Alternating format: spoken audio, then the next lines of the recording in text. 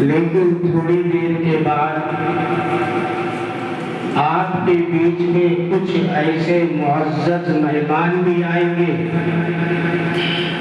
جو آپ کی گفت و شنید کو بھی سنیں گے، آپ کی محنت اور آپ کے قول و فعل اور آپ کے عمل پر بھی نظر رکھیں گے۔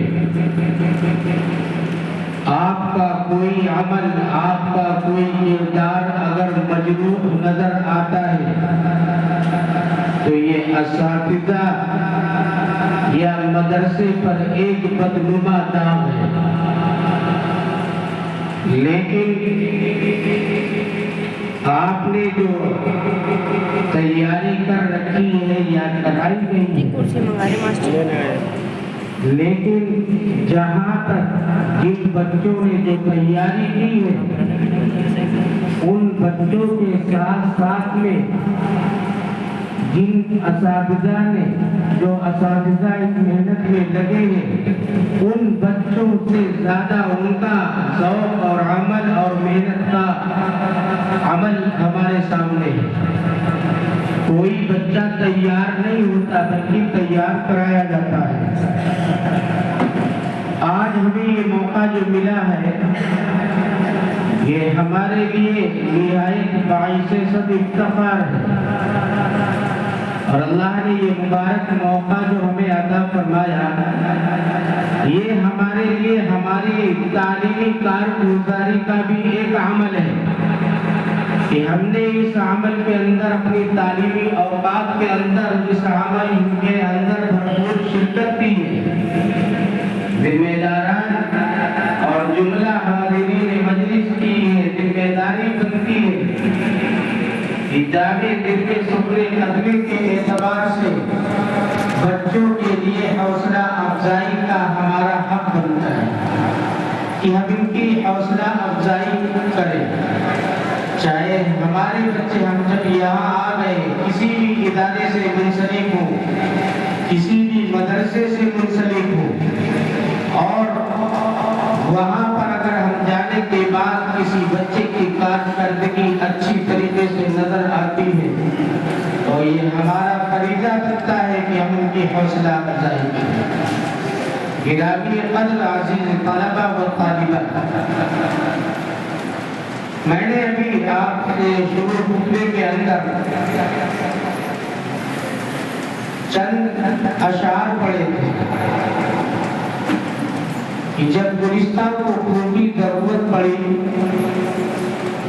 سب سے پہلے ہماری ہی گردن کٹی۔ ہم نے سنا تو بہت ہے پر سمجھا نہیں۔ گلستان سے مراد ہمارا ہندوستان ہے۔ گلستان سے مراد ایک باغیچہ، ہندوستان کو شاعر نے ایک باغیچے سے تعبیر کیا، اور اس باغیچے کی ریکھ دیکھ کے لیے ہزاروں رکاوٹیں آئی اور ختم کرنے کی سازشیں اور کوششیں کی گئی۔ انگریزوں نے اس باغیچے کو، اس گلستان کو اپنے چنگل میں جکڑ رکھا تھا، اب غلامیوں کی زنجیروں میں باندھ رکھا تھا۔ ان زنجیروں سے رہائی کے لیے ہمارے آباء و اجداد اور معزز ہمارے علماء کرام، ہمارے اکابرین نے بڑی بڑی قربانیاں پیش کی۔ دلی سے لے کر پشاور تک، پٹنہ اور بکسر، یہ تمام زمینیں خون سے آلود تھی۔ دلی کا کوئی ایسا درخت باقی نہیں تھا جہاں پر علماء اکرام کی گردنیں لٹکی ہوئی نہیں۔ ہر جگہ علماء اکرام کی گردنیں لٹکی ہوئی تھی۔ صرف اور صرف جو میں نے شعر پڑھا ہے کہ جب گلستان کو خون کی ضرورت پڑی سب سے پہلے ہماری ہی گردن کٹی۔ آج ہمارے اداروں کے علاوہ غیروں کے اسکولوں میں ہماری قربانیوں کو فراموش کیا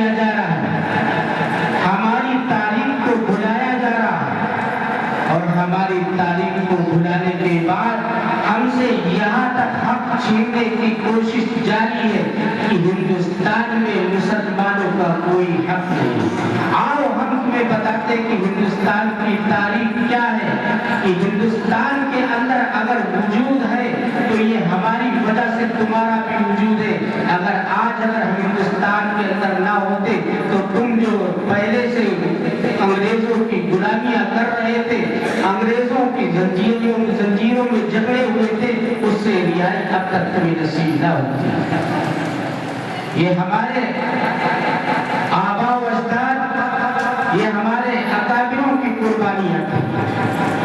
ذرا ہم غور کریں، لیکن دراصل بات آج کے ملکی سطح پر جو حالات ہیں اور جگہ جگہ پر یہی نعرہ ہے کہ ہندوستان ہمارا ہے، تمہارا نہیں۔ ہندوستان میں تمہیں رہنے کا کوئی حق نہیں، جتنا حق تمہارا نہیں اس سے زیادہ ہمارا حق ہے۔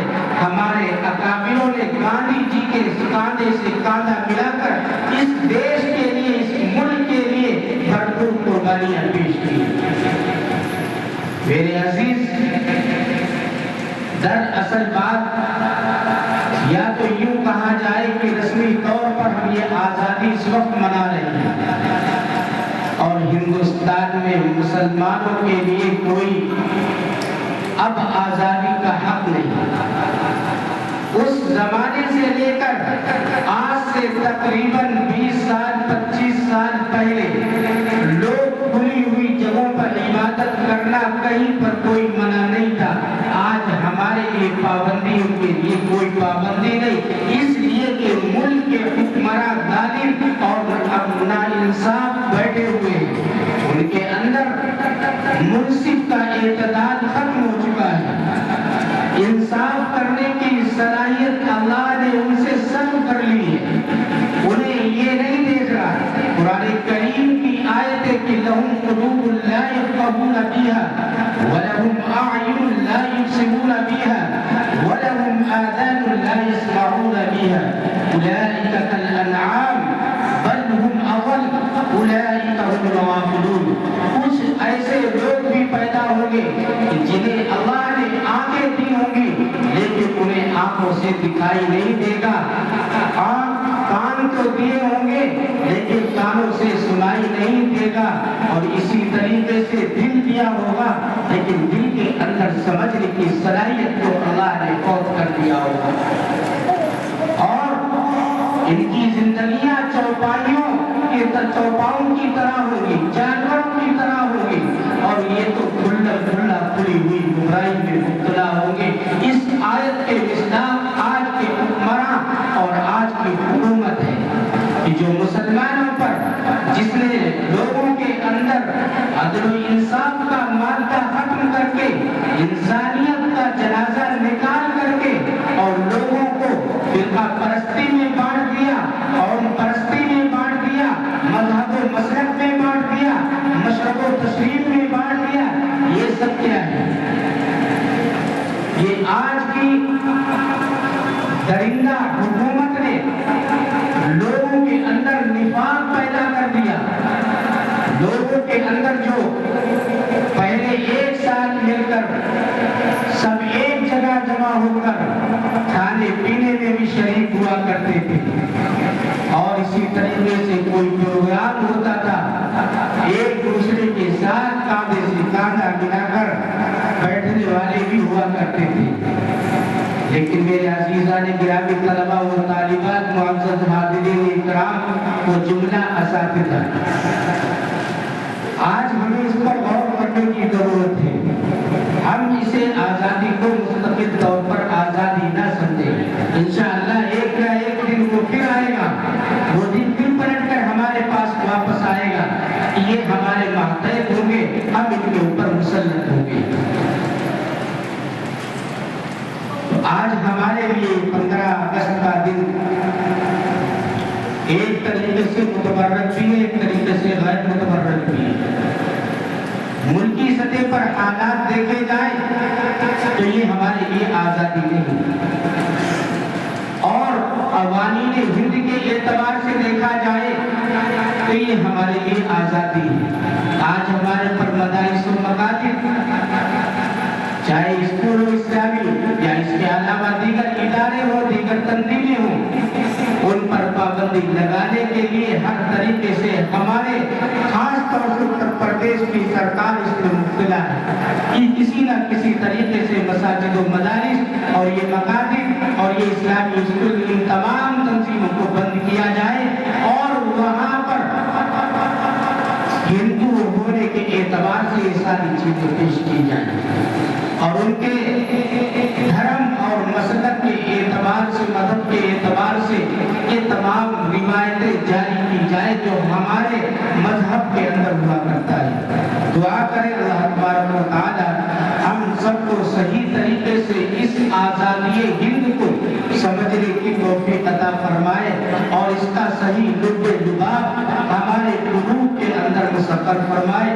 وآخر دعوانا الحمد للہ رب العالمین۔